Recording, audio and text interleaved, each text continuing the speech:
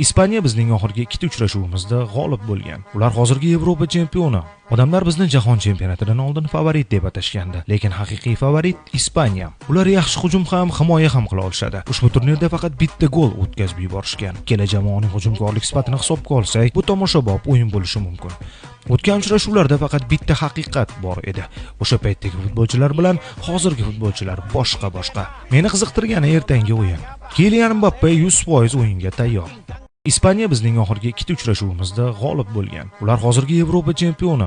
Odamlar bizni jahon chempionatidan oldin favorit deb atashgandi, lekin haqiqiy favorit Ispaniya. Ular yaxshi hujum ham, himoya ham qila olishadi. Ushbu turnirda faqat bitta gol o'tkazib yuborishgan. Kela jamoaning hujumkorlik sifatini hisobga olsak, bu tomoshabob o'yin bo'lishi mumkin.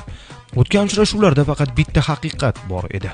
O'sha paytdagi futbolchilar bilan hozirgi futbolchilar boshqa. Meni qiziqtirgani ertangi o'yin. Kylian Mbappe 100% o'yinga tayyor.